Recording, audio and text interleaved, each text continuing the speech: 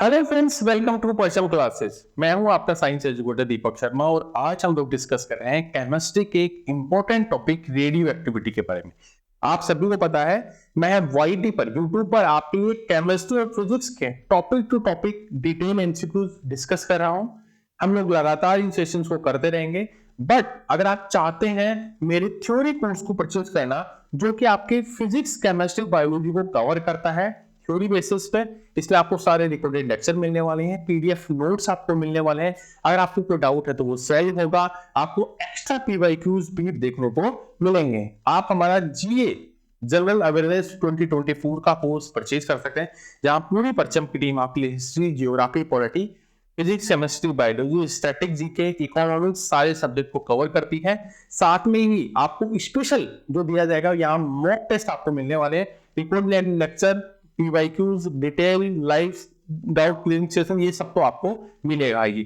आप जा सकते हैं हमारी परचम ऐप पर, प्ले स्टोर से डाउनलोड करके कोर्स को परचेज कर सकते हैं। और अगर आपको कोई इश्यू आता है, आपका कोई डाउट है, तो आप हमें व्हाट्सएप कर सकते हैं, आप हमें कॉल कर सकते हैं। तो चलिए शुरू करते हैं आज के हमारे पहले एमसीक्यू के बारे में। अगर आपको ये सेशन पसंद आता है तो वीडियो को लाइक जरूर करें, कमेंट बॉक्स में अपना कमेंट जरूर बताएं आपको ये सेशन कैसा लगा। मैं जो भी आपको एमसीक्यूज पूछता हूं उनका कमेंट बॉक्स में जरूर डिस्कस करें, डिटेल में जरूर बताएं कि आपने जो पीवाईक्यूज मुझसे समझे हैं इस लेक्चर में वो आपको कैसे लगे। तो चलिए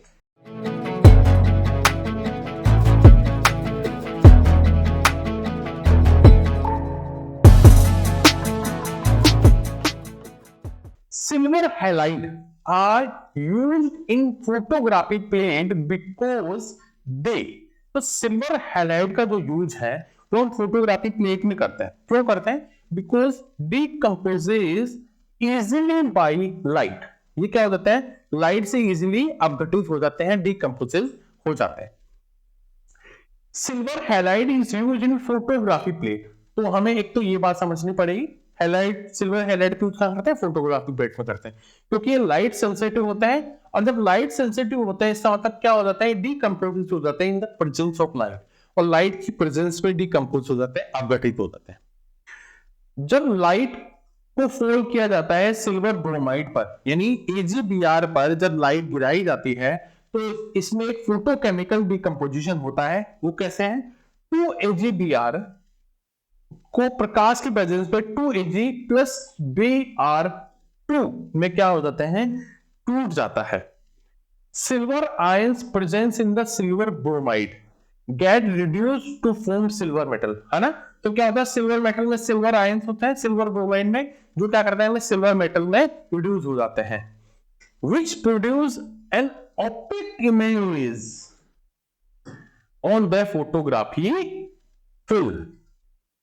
अब एक चीज और इंपॉर्टेंट है, सिल्वर थायोसल्फेट, है ना? Silver thiosulphate Na2S2O3 5H2 is called hypo solution। ये वर्ड बहुत इंपॉर्टेंट है, एग्जाम में जरूर पूछा जाता है कि हाइपो सॉल्यूशन क्या है, तो आप क्या कहेंगे? सोडियम थायोसल्फेट क्या है? हाइपो सॉल्यूशन है।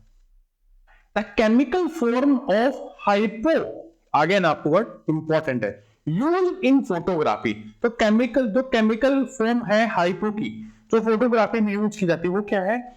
सोडियम थायोसल्फेट, अभी हमने पढ़ा था, ठीक है। चलिए इसका फॉर्मूला देखते हैं, Na2S2O3 5H2। जो chemical name of hypo which is used in photography, sodium thiosulphate. अब देखो इसमें 3-4 पॉइंट इंपॉर्टेंट है। एक तो बात करते हैं सिल्वर ब्रोमाइड की। सिल्वर ब्रोमाइड को हमने कहा डिस्कस किया था? अभी हमने डिस्कस किया था कि इसका यूज कहां होता है? फोटोग्राफी में होता है। सिल्वर नाइट्रेट AgNO3 इसका यूज करते हैं वॉशरमैन, जो धोबी होता है, वॉशरमैन किसमें? इन मार्किंग इंक ऑन क्लॉथ्स, ठीक है। अब जब हम वोट देने जाते हैं, जब हम वोटिंग करते हैं, तब आपको बताइए हमारी फिंगर्स पे एक क्या होती है? इंक लगाई जाती है। वो कौन सी इंक होती है? वो होती है सिल्वर नाइट्रेट। AgCl और AgI, देखो सिल्वर क्लोराइड का यूज हम करते हैं सन ग्लासेस में, या हम ये कह सकते हैं इसका यूज हम लोग फोटोकेमिकल, जो क्रोमेटिक ग्लास होती है, फोटोक्रोमेटिक ग्लास, उनमें इसको प्रयोग करते हैं हम। सिल्वर आयोडाइड, थोड़े दिन पहले आपने दिल्ली में देखा होगा कि आर्टिफिशियल रेन यानी कृत्रिम वर्षा कराई गई थी, इसमें किस तरह होता है, सिल्वर आयोडाइड का यूज आर्टिफिशियल रेनफॉल में किया जाता है। अभी दिल्ली में आपको देखने को मिला था, इसलिए करंट सर्विस साइंस से बहुत बात पूछी जाती है, तो ध्यान रखना बहुत इंपॉर्टेंट आपके लिए बनती है। हम बात करते हैं next MCQ, which liquid is used as a refrigerator, है ना। अब बात कर रहे हैं रेफ्रिजरेटर्स के रूप में हम किस लिक्विड का यूज करते हैं, तो वो है लिक्विड अमोनिया। क्या होगा, liquid ammonia is the right option. चलिए लिक्विड अमोनिया अब डिटेल देखते हैं। The liquid substance that work as a refrigerant in refrigerator is liquid ammonia. तो रेफ्रिजरेटर यानी फ्रिज में जो रेफ्रिजरेंट है उसके लिए क्या यूज में होता है, वो होता है लिक्विड अमोनिया। अब आपने देखा होगा HFC 134A आजकल रेफ्रिजरेटर में यूज करते हैं। क्यों करते हैं, क्योंकि ये क्या करता है, ओजोन लेयर को डिप्लीट होने से बचाता है। पहले कौन सी यूज करते थे, CFC क्लोरोफ्लोरो जो कार्बन गैस थी वो हम लोग यूज करते थे, जो हमारी ओजोन लेयर को डिप्लीट कर रहा था, क्षति पहुंचा रहा था, नुकसान पहुंचा रहा था। और ओजोन लेयर क्या करती है हमारी, मतलब जो सन से यूवी रेज आती है जो हमारे लिए डेंजर है, अगर वो हमारे बॉडी पर आएगी तो हमें क्या इम्पैक्ट होगा, हमारा पैरालिसिस अटैक आने लगेगा, हमें स्किन डिजीज होने लग जाएगा, स्किन कैंसर होने लग जाएगा। तो ओजोन लेयर आपको बचाती है, तो उस लेयर पे हमें बचाना रिस्पांसिबिलिटी हमारी ह्यूमंस की। तो हम अब CFC की वजह क्या यूज करते हैं, HFC 134A गैस यूज करते हैं। अगर हम तो फ्रिज की बात करते हैं, तो फ्रिज में खाना हम लोग क्यों रखते हैं, ताकि वो सुरक्षित रहे, लंबे टाइम तक चले, खराब ना हो। उसके लिए हम लोग फ्रिज का टेम्परेचर क्या होता है, 3 to 5 डिग्री रखता है, या हम एवरेज 9 डिग्री टेम्परेचर जो होता है रेफ्रिजरेटर का होता है, ताकि खाना सुरक्षित रहे। फ्रिज को first created by Oliver Evans, पहली बार किसने बनाया था, ओलिवर लीवर ने बनाया था। लेकिन अब फादर ऑफ रेफ्रिजरेटर है वो किसको बोलते हैं, जॉके पर्किंसन को बोलते हैं। जॉके पर्किंसन को क्या बोलते हैं, फादर ऑफ रेफ्रिजरेटर बोलते हैं। अब आपने सुना होगा जो बड़े बड़े कोल्ड स्टोरेज होते हैं, हम सोचते हैं ना कि जिस टाइम पे सीजन नहीं है उस टाइम पे वो वेजिटेबल्स वो फ्रूट्स हमें मिल जाते हैं मार्केट में, ठीक है। जैसे अभी है, अभी सीजन है मैंगो की, लेकिन आपको कुछ जगह जो बड़ी बड़ी शॉप्स होती हैं या मॉल होते हैं वहां आपको अभी भी मैंगो मिल जाएगी, वो कोल्ड स्टोरेज के होते हैं। वहां कोल्ड स्टोरेज में उनको लॉन्ग टाइम तक, है ना, बचाए रखने के लिए कोल्ड स्टोरेज में स्टोर किया जाता है। वहां पर ऐसी गैस यूज होती है, अमोनिया गैस का उपयोग किया जाता है।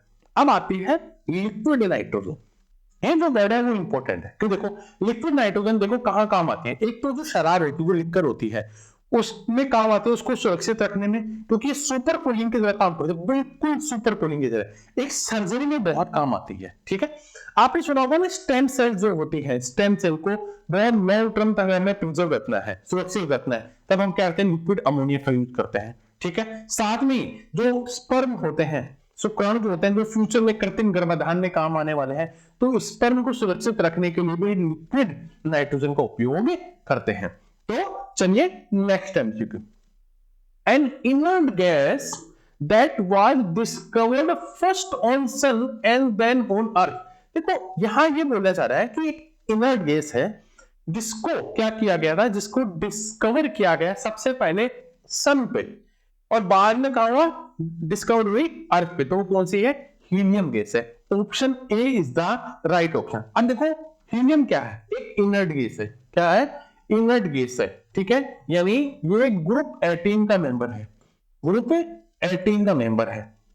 Helium is an element of group 18 period 1 and P block, ठीक है। पी ब्लॉक का मेंबर आपको मैंने बताया था, hydrogen, helium, lithium, beryllium, boron, carbon, nitrogen, oxygen, fluorine, ये पीरियोडिक टेबल में मैंने आपको डिस्कस किया था। तो हीलियम क्या है, ये ग्रुप 18 का मेंबर है और पीरियड कौन सा है आपको पता है, पीरियड 1। टोटल पीरियड कितने हैं पीरियोडिक टेबल में, टोटल पीरियड कितने हैं 7, है ना। और टोटल ग्रुप कितने हैं, तो टोटल ग्रुप है 18। कितने हैं, 18 है। Helium is the second most abundant element found in universe. अच्छा, यूनिवर्स में सेकंड अबंडेंट है, तो सबसे ज्यादा क्या है, हाइड्रोजन। पूरे यूनिवर्स में सबसे ज्यादा क्या है, हाइड्रोजन गैस है, ठीक है। एंड सेकंड नंबर पे हीलियम। अब इसको किसमें डिस्कवर किया गया था, इसको न्यूक्लियस में, किसके न्यूक्लियस में, सन के न्यूक्लियस में डिस्कवर किया गया था अर्थ से पहले। और किसने किया था? एक फ्रांस के वैज्ञानिक थे, है ना, पहली जूलियस फिशर, है ना, जेमसन, इन्होंने 1868 में इसको डिस्कवर किया था। अब बात करते हैं हीलियम का, है ना, इलेक्ट्रॉनिक कॉन्फ़िगरेशन, तो वो है 1s2 और हाइड्रोजन का 1s1। ठीक है, क्या रखना? 1s2। अब एक चीज और समझने वाली बात है, क्या है कि इसका यूज कहां होता है? इसका यूज हम लोग करते हैं एटमॉस्फेयर बैलून में करते हैं, एक तो ये ध्यान रखना, एक क्रायोजेनेसिस में करते हैं, है ना, एक गैस टंगस्टन एयर वेल्डिंग में इसका उपयोग करते हैं, एक जो सांस लेने वाले जो गैसेस होती है, जैसे, है ना, जैसे हेलिक्स, है ना, हेलिक्स, इसमें क्या है, इसमें हीलियम और ऑक्सीजन मिलाकर की जाती है, आपको पता है, वेपर इसको यूज करते हैं। ठीक है, डेटिंग मेथड, इसका यूज क्या करता है? एज ऑफ स्टोन, जो अगर कोई स्टोन है उसकी एज डिटरमाइन करनी है, हमें पता लगाना कि ये कितने साल पुराना है, तो हम लोग हीलियम डेटिंग मेथड का यूज करते हैं। इसका मतलब हीलियम का यूज यहाँ पे देखने को मिलता है। तो चलिए next MCQ, which of the following can be used to control chain reaction during nuclear fusion? ध्यान रखना, ये टॉपिक टफ है, रेडियो एक्टिविटी थोड़ा सा टिपिकल है। देखिए कोई चीज टफ कब होती है? जब हम लोग उसको कम पढ़ते हैं। सब ये इधर है। जैसे अगर मैं बात करूं डाइजेशन सिस्टम की, मैं बात करूं सेल टॉपिक की, तो जल्दी से आपको याद होगा कि हाँ सर मुझे पता है। लेकिन मैं ये बोलूं कि प्लांट का क्लासिफिकेशन या प्लांट की मोर्फोलॉजी, तब आपको सर ये थोड़ा टफ है, ये हमें कम आता है। इसका रीजन क्या है? हमने पढ़ाई ही नहीं है ना, तो ऐसा ये टॉपिक आपने बहुत कम पढ़ा होगा, तो आपको टफ लग रहा होगा। जो स्टूडेंट लगातार पढ़ते रहते हैं उनको इजी होगा। अब मैं बोला कि इनमें से किसका यूज किया जाता है कंट्रोल करने में, किसको? चेन रिएक्शन को, जो कि न्यूक्लियर फ्यूजन में काम होती है, तो वो है बोरोन। क्या होगा? बोरोन। चलिए, boron is used to control the chain reaction during nuclear fusion. ठीक है, अब ये तो हमने देख लिया कंट्रोलिंग रोड होती है। वो कंट्रोलिंग क्या है? The road which absorb neutrons, वो क्या करते हैं? न्यूट्रॉन्स को एब्जॉर्ब करते हैं। रोड न्यूक्लियर रिएक्शन में इज कॉल्ड कंट्रोलिंग रोड। उसको कहते हैं कंट्रोलिंग रोड कहते हैं। जैसे आप जैसे बोरोन है, कैडमियम है, सिल्वर है, आयरन है, इन सब का यूज इसमें किया जाता है। इन सब का यूज किसमें करते हैं? कंट्रोल करने में। किसको? चेन रिएक्शन को, जो कि न्यूक्लियर फ्यूजन में काम आती है। Chlorofluorocarbon, chlorofluoro CFC, chlorofluorocarbon is also known by the following name. इसको किस नाम से जाना जाता है? तो वो कौन सा नाम है? वो है फ्रियोन। किस नाम से जाना जाता है? फ्रियोन के नाम से हमें जाना जाता है। Chlorofluorocarbon is also known as freon. क्या बोलते हैं? फ्रियोन बोलते हैं हम किसको? क्लोरोफ्लोरोकार्बन को। अब आपने एक नाम वर्ड सुना होगा, क्लोरोफॉर्म। ठीक है, क्लोरोफॉर्म क्या है? Is used as a solvent to dissolve fat, oil, rubber and wax. ठीक है, और इसका यूज क्या करते हैं हम? क्लोरोफॉर्म का एनेस्थेटिक के रूप में करते हैं। इससे सुनने से क्या होती है? हमें बेहोशी आ जाती है, ऐसा समझ लीजिए। In which is the correct order of the, है ना, penetrating power of alpha, beta and gamma rays, है ना, penetrating power की बात कर रहे हैं, भेदन शक्ति की बात कर रहे हैं कि किसकी है, और इसको हमें ऑर्डर में बताना है। अब ध्यान रखना क्या है इसका राइट ऑप्शन। पहले चलो यहां बता देता हूं आपको। ऑप्शन में गामा, बीटा और अल्फा, यानी option B is the right option. अब पेनिट्रेटिंग पावर जो है अल्फा, बीटा, गामा की, अगर डिसेंडिंग ऑर्डर की बात करें तो गामा, बीटा और अल्फा। अगर हम असेंडिंग ऑर्डर की बात करें तो अल्फा, बीटा, गामा। अब थोड़ा सा समझ लीजिए, आपको पता लग जाएगा। जैसे अगर मैं ये बोलूं कि अल्फा रेस को रोकना हो, कंट्रोल करना हो, उनको रोकना हो, तो क्या होगा? हम विंड के द्वारा, पेपर के द्वारा और हाथ के द्वारा अल्फा रेस को रोक सकते हैं। अगर मैं कहूं बीटा रेस को, तो beta rays can be stopped by a thin layer of aluminium. Aluminium के पतली लेयर से हम लोग बीटा रेस को रोक सकते हैं। And the gamma rays can be stopped by a layer of lead and by a layer of steel. हम लेड की और स्टील की लेयर से रोक सकते हैं। तो अल्फा, बीटा और गामा को किसके द्वारा रोका जा सकता है? एक तो ये बात है। अब देखिए, जो गामा रेडिएशन है वो मासलेस होती है, उनका कोई मास नहीं होता, द्रव्यमान नहीं होता है, चार्जलेस होती है, और हाई एनर्जी, है ना, हाई एनर्जी इलेक्ट्रोमैग्नेटिक रेडिएशन होता है, which produce only the photoelectric effect, जो क्या करती है? ओनली फोटो इलेक्ट्रिक इफेक्ट के द्वारा प्रोड्यूस की जाती है। And it is affected by the quantum effect, due to which is penetrating power is high. इसके कारण होती है कि पेनिट्रेटिंग पावर क्या होती है, गामा रेज की ज्यादा हाई होती है। Alpha beta gamma, descending order gamma beta alpha, ascending order alpha beta gamma. Alpha rays को स्टॉप कर सकता है पेपर से, वुड से और हैंड से। बीटा रेज को कर सकता है लेयर ऑफ एल्यूमिनियम को, एंड गामा रेज को करता है लेयर ऑफ स्टील या लेयर ऑफ लेड। अगर हम बात करें जो गामा रेडिएशन वो मासलेस होती है, चार्ज लेस होती है, हाईली एनर्जी इलेक्ट्रोमैग्नेटिक रेडिएशन से होती है, और इनकी पेनिट्रेटिंग पावर क्या होती है, गामा रेज की हाई होती है। The moderator used in the nuclear reactor. अब न्यूक्लियर रिएक्टर में है ना किस मॉडरेट का उपयोग किया जाता है, बहुत बहुत बहुत इंपॉर्टेंट, तो वो है आपका ग्रेफाइट। क्या है, ग्रेफाइट। अब ऐसा क्यों है इसको समझते हैं। The moderator used in nuclear reactor is graphite, the substance used in a nuclear reactor which converts fast speed neutrons into slow speed neutrons। ध्यान रखना, जो फास्ट स्पीड के न्यूट्रॉन्स है उनको स्पीड क्या कर देता है, स्लो कर देता है, यानी स्लो स्पीड न्यूट्रॉन्स में कन्वर्ट कर देता है। कौन, ये न्यूक्लियर रिएक्टर, है ना, ताकि उस रिएक्शन को क्या किया जा सकता है, कंट्रोल। यानी देखो जो मॉडरेटर होता है वो क्या करता है, कंट्रोल करता है उसको, है ना, उस रिएक्शन को। The following three substances are used in moderator। Moderator में तीन मुख्य चीजें यूज करते हैं। एक तो ऑर्डिनरी वाटर जो H2O है, 75% दुनिया में न्यूक्लियर रिएक्टर में इसी का यूज करता है। सॉलिड ग्रेफाइट 20% दुनिया में जो रिएक्टर्स होते हैं उनमें सॉलिड ग्रेफाइट का, और D2O हैवी वाटर होता है उसका 5% न्यूक्लियर रिएक्टर जो होते हैं, 5% ओनली दुनिया के जितने भी रिएक्टर्स है वो D2O का यूज करते हैं। D2O क्या है, D2O है हैवी वाटर। D2O को क्या बोलते हैं, हैवी वाटर ड्यूटेरियम, है ना, हैवी वाटर D2O। अब मॉडरेटर में और क्या क्या यूज करते हैं, इन सबको यूज करते हैं, है ना, बेरिलियम और दूसरे जो हाइड्रोकार्बन्स है उनका उपयोग भी हम कहा करते हैं, हम करते हैं एज ए मॉडरेटर, इनका यूज करते हैं। लेकिन ध्यान रखना सबसे अच्छा कौन सा है, D2O, ठीक है, मॉडरेटर, जो कि सिर्फ 5% रिएक्टर दुनिया के यूज करते हैं। Which is a cloud of dust between the stars of hydrocarbons, helium and अन्य their ionized gas। वो हाइड्रोजन, हीलियम और अन्य जो आयोनाइज्ड गैस है, जो दोनों के तारों के बीच के बादल को हम लोग क्या कहते हैं, नेबुला, है ना, नेबुला। बहुत बहुत बहुत इंपॉर्टेंट है, बहुत इंपॉर्टेंट है। The cloud of dust between the stars of hydrogen, helium and ionic gas is called nebula. ठीक है, नेबुला थ्योरी कब दी गई थी, ये 1755 में, है ना, एमयूएल कोर्ट के द्वारा दी गई थी नेबुला थ्योरी। ठीक है, अब आपको पता है कि वर्ड सुना है चंद्रशेखर लिमिट। चंद्रशेखर लिमिट किस काम आता है, it use measure of mass of star. अगर हमें अर्थ स्टार का मास पता करना हो, यानी हमें अर्थ, है ना, अर्थ की बात करते हैं, जैसे अर्थ का मास होता है ऐसे सन का भी मास होता है, मून का मास होता है, ऐसे अगर हमें स्टार का मास करना हो तो हम चंद्रशेखर लिमिट का यूज करता है। इसका फॉर्मूला क्या है, चंद्रशेखर लिमिट SL बराबर 1.4 इंटू मास ऑफ द सन। अब सन का मास हमें पता है 1.99 10 की पावर 30। ये कैसे होता है, ऐसे लिखा होता है 1.99 इंटू 10 की power 30 kg।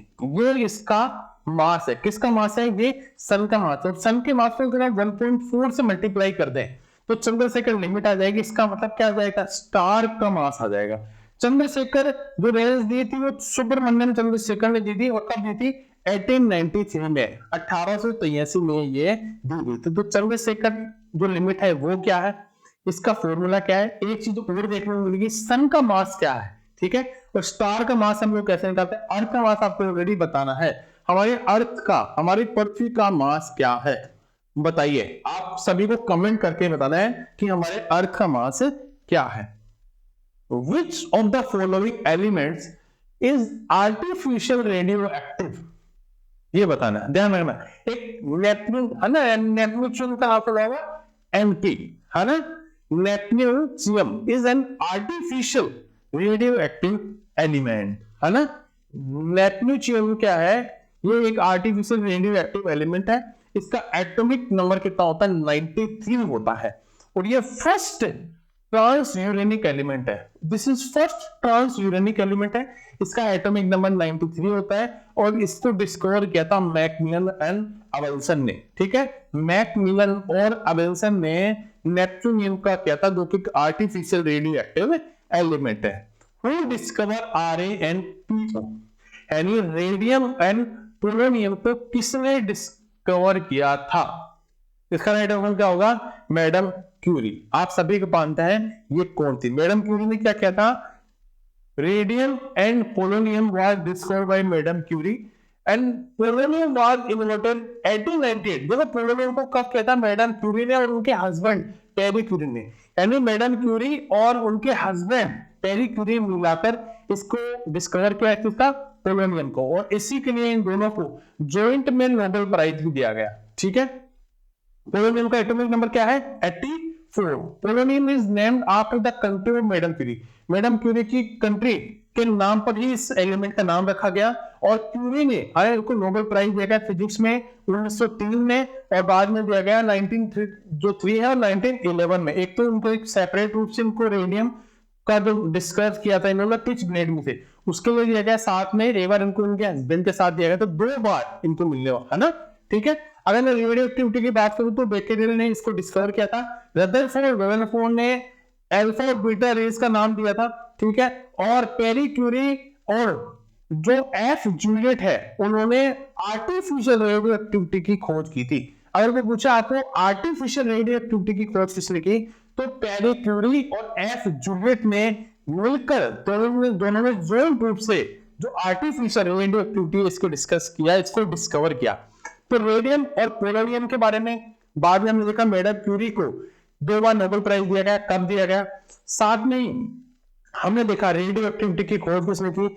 Artificial radio activity की खोज की। हमने देखा कि अल्फा और बीटा जो रेज हैं उनका नाम किसने रखा। अगला question, what is the end product of radio active element? Radio active element का एंड प्रोडक्ट क्या है? तो वो है आपका पीबी। पीबी क्या होता है? लेड, है ना। The end product of radio active element is lead. Lead is a metal which is a bad conductor. तो क्या है? बैड कंडक्टर है हीट एंड इलेक्ट्रिसिटी का। आपको पता है हीट, ऊष्मा और जो इलेक्ट्रिसिटी है उसका बैड कंडक्टर होता है लेड, है ना, जिसको हम, इसका साइन क्या है, इसका सिंबल क्या है? पीबी। और यही रेडियो एक्टिव एलिमेंट का एंड प्रोडक्ट भी है। Lead does not have the property of being malleable. ठीक है, ये मेनेबल की प्रॉपर्टीज में नहीं होती। The last element of the all natural radio active element is lead. आपको पता है, हमने देखा। अगर आप बोलेंगे कि last element of the artificial radio active, तब होगा बिस्मिथ, है ना। अगर कोई सिर्फ रेडियो एक्टिविटी की बात करे तो क्या होगा? रेडियो एक्टिव जो सीरीज है उसका लास्ट एलिमेंट क्या होता है? वो होता है लेड। अगर कोई बोल दे कि आर्टिफिशियल रेडियो एक्टिव सीरीज का लास्ट एलिमेंट क्या है, तो क्या होगा? बिस्मिथ होगा। Discovered radio activity. Who discover radio activity? ठीक है, अगर मैं बात करूं रेडियो एक्टिव एलिमेंट्स की, हमने बात की, अब आ रहा है रेडियो एक्टिविटी। तो रेडियो एक्टिविटी को डिस्कवर किया किसने? हेनरी बेक्वेरेल ने किया। ठीक है, ऑप्शन सी 1896 में। मैडम क्यूरी ने डिस्कवर किया किसको? रेडियम को और उनके पति के साथ मिलकर पोलोनियम को। ठीक है, और डाल्टन ने क्या दिया था? एटॉमिक थ्योरी दी थी, है ना। बहुत बार पूछता है डिस्कवरी से रिलेटेड भी इन्वेंशन और डिस्कवरी का एक किस्म जरूर एग्जाम में पूछा जाता है। Which is the most radioactive element? सबसे ज्यादा मोस्ट एक्टिव जो एलिमेंट वो है Ra। क्या होता है? Radium is the most radio active element, है ना। Ra was first manufactured by madam Curie, जिसको पिच ग्रेड में से इन्होंने किया था। एटॉमिक नंबर इसका क्या है? रेडियम का एटॉमिक नंबर है 88 और एटॉमिक मास है 226। और रेडियम 223 जो रेडियम का एक आइसोटोप है 223, वो क्या काम आता है? वो treatment of the bone cancer. अगर बोन कैंसर का ट्रीटमेंट करना है तो उसको रेडियम 223 आइसोटोप काम आएगा। अब आता है रेडॉन को, Rn, वो Ra था, ये है Rn। रेडॉन क्या है? इनर्ट गैस है। इनर्ट गैस का मतलब ये ग्रुप 18 का मेंबर है और ये भी एक रेडियो एक्टिव एलिमेंट है। यूरेनियम आपने देखा होगा, यूरेनियम आपने से सुना होगा 92 to 35, एक सुना होगा यूरेनियम 92 to 38। ये क्या है? ये आइसोटोप्स है किसके? यूरेनियम के। दोनों आइसोटोप्स होते हैं यूरेनियम के, यूरेनियम 235 और यूरेनियम 238। 38। चलिए नेक्स्ट क्वेश्चन क्या है, the age of fossil can be determined by, ये जो फॉसिल्स के जो एज जो जीवाश्म की एज किसके द्वारा डिटरमाइन की जाती है, तो C14 के द्वारा। किसके द्वारा?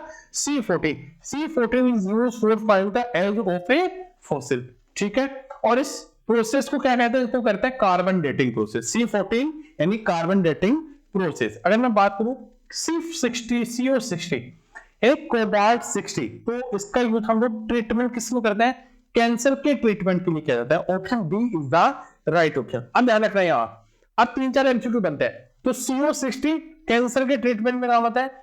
आयोडीन 131 जो ग्लोइटर होता है ना, ग्लोइटर तो ढींगा होता है, ग्लोइटर के डिजीज में काम आता है उसके ट्रीटमेंट में। इरिडियम 192 IR 192 ब्रेन और ब्रेस्ट कैंसर में काम आता है ना। सेनेरियम 153 ये बोन कैंसर में काम आता है ना। टेक्नीशियम 99 ध्यान रखना, टेक्नीशियम 99 हम लोग यूज करते हैं किडनी और लंग कैंसर के ट्रीटमेंट में। वेरी गुड, बहुत इंपॉर्टेंट एमसीक्यू यहां से मिलते हैं। नेक्स्ट एमसीक्यू की बात करते हैं हम लोग कि Na24 यूज इन, Na24 का यूज कहां होता है। वो अगर देखिए हमारा जो ब्लड सर्कुलेशन सिस्टम है उसमें अगर कोई प्रॉब्लम आ गई है तो उसके डिटेक्ट करने के लिए हम लोग N24 का यूज करते हैं, ठीक है। अब यूरेनियम जो लेड मेथड है, यूरेनियम लेड मेथड, इसका यूज कहां करते हैं हम, जो रॉक्स की जो चट्टानों की एज के लिए, और ये हेल्प करता है जो पुराने बिल्डिंग्स है, age of an old building, उनकी एज डिटरमाइन करने की। तो यूरेनियम लेड मेथड का उपयोग हम लोग किसकी एज को डिटरमाइन करने के लिए, रॉक की एज को और ओल्ड बिल्डिंग की एज को डिटरमाइन करने के लिए यूज में करते हैं। आयोडीन 131 यूज कहां होता है, घेंगा रोग के उपचार में काम आता है ना। गोइटर डिजीज के ट्रीटमेंट में काम आता है। ये हमने देखनी है। यूरेनियम लेड मेथड क्या करता है, जो हमारी ओल्ड बिल्डिंग है मैंने अभी डिस्कस किया था उसमें काम आता है। और एज ऑफ रॉक है ना, चट्टानों की उम्र को पता करने में भी, डिटरमाइन करने में भी काम आता है। when what is called when a heavy nucleus break down into a light nucleus, जो बड़े बड़े न्यूक्लियस जो है वो छोटे न्यूक्लियस में टूट जाए या छोटे न्यूक्लियस बड़े न्यूक्लियस को मिलकर ज्वाइन कर देते हैं, तो ये क्या है, ये प्रोसेस दो बार आपने सुना होगा। इसका आंसर तो आपको बताया न्यूक्लियर फ्यूजन होगा। क्या होगा? Nuclear fusion. अब दोनों को समझते हैं, न्यूक्लियर फ्यूजन और फ्यूजन क्या है। जब एक हैवी न्यूक्लियस ब्रेक होता है लाइट न्यूक्लियस में तो न्यूक्लियर फ्यूजन, और जब दो से ज्यादा लाइट न्यूक्लियस मिलकर एक बड़ा हैवी न्यूक्लियस बनाते हैं तो न्यूक्लियर फ्यूजन। तो फ्यूजन और फ्यूजन में दोनों का डिफरेंस आपको पता होना चाहिए, बहुत इंपॉर्टेंट है। Which is used as diluent in nuclear reactor.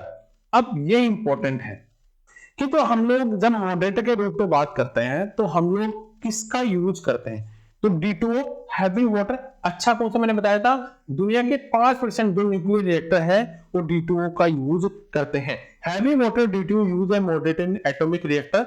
और जो एल्यूमिनियम की लेयर है वो अप्लाई करते हैं। आपको पता है कि न्यूक्लियर रिएक्टर में जो लेयर होती है चारों तरफ की वॉल, वो किसकी बनी होती है, एल्यूमिनियम की बनी होती है। वो किसकी बनी होती है, एल्यूमिनियम की बनी होती है। Hydrogen bomb is based on, hydrogen bomb किससे बेस होता है, तो न्यूक्लियर फ्यूजन पे बेस होता है। किससे? न्यूक्लियर फ्यूजन पे। इससे रिलेटेड 4 से 5 एमसीक्यूज बनते हैं, वो देखिए डिस्कस करते हैं। Hydrogen bomb is based on nuclear fusion. Hydrogen bomb is called thermonuclear bomb. क्या बोलते हैं? थर्मोन्यूक्लियर बम बोलते हैं। ये जो मैन्युफैक्चरिंग है, the manufacturing this bomb require high amount of energy. आपको पता है हाई अमाउंट ऑफ एनर्जी की रिक्वायरमेंट होती है इस बम के लिए। First hydrogen bomb Tyler Uloom design के बेस पर तैयार किया गया था। किस पे? है ना, टाइलर उल्म डिजाइन के बेसिस पर पहला हाइड्रोजन बम को डिजाइन किया गया था। ठीक है, for the first time hydrogen bomb was made from liquid deuterium. Liquid जो ड्यूटेरियम है उससे तैयार किया गया था पहला हाइड्रोजन बम।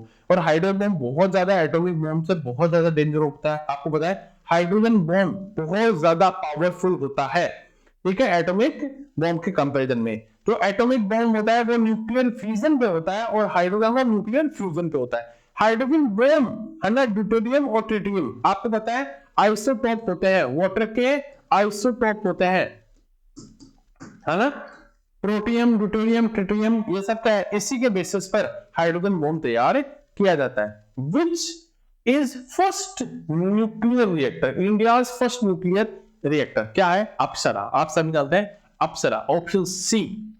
ठीक है, अब ये कहां पे है इसके बारे में बात करते हैं। फर्स्ट न्यूक्लियर रिएक्टर अप्सरा, इसको 1956 में ट्रोम्बे में किया गया था, जो कहा है बॉम्बे में है।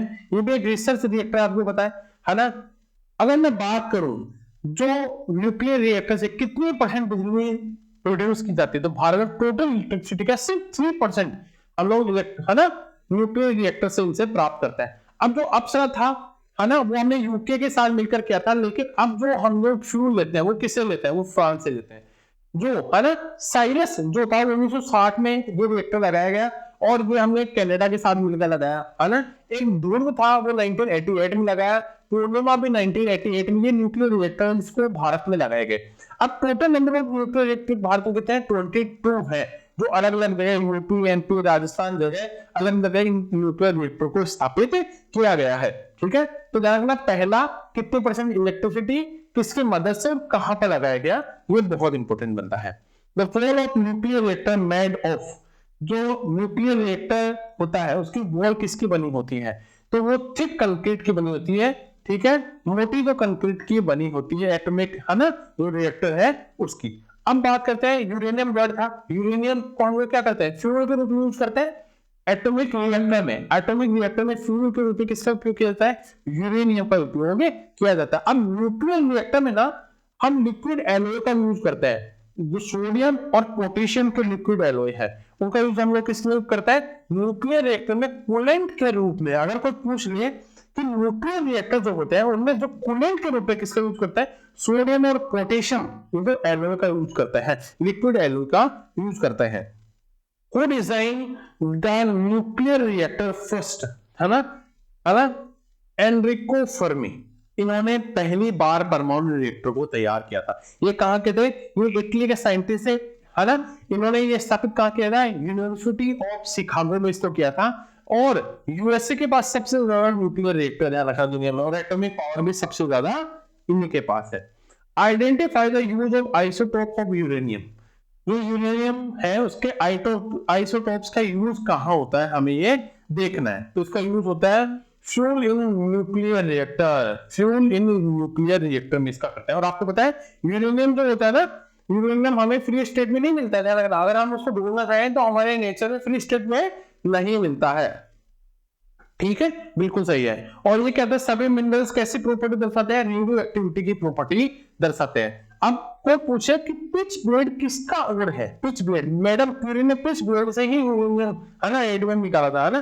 पिच ब्लेड से ही रेडियम निकाला था, आपको पता है। तो पिच ब्लेड किसका है? यूरेनियम का एस है। अब देखिए यूरेनियम का जो एस, यूरेनियम का यूज कहां कहां करते हैं? देखो, एक तो करता है यूरेनियम का कैटलिस्ट में। कौन से कैटलिस्ट में? आपको पता है अमोनिया किस प्रोसेस से निकालते हैं हम लोग? हैगर प्रोसेस से। तो उसमें जो कैटलिस्ट का यूज करता है वो यूरेनियम होता है। साथ में हम लोग एटॉमिक एनर्जी में उसका उपयोग करते हैं। ठीक है, साथ में एटॉमिक बॉम्ब जो बनाते हैं न्यूक्लियर फ्यूजन में, इसमें भी यूरेनियम का उपयोग किया जाता है। और न्यूक्लियर रिएक्टर में हम लोग इसको एज ए फ्यूल भी यूज करते हैं। तो रेडियो एक्टिविटी के जितने भी एमसीक्यूज थे हमने डिस्कस किए। थोड़ा सा चैप्टर टफ था। आप इसके नोट्स कुछ इंपॉर्टेंट पॉइंट को डिस्कस करते हैं। पीडीएफ आप डाउनलोड कर सकते हैं परचम क्लासेस से। So thank you everyone, bye bye, take care.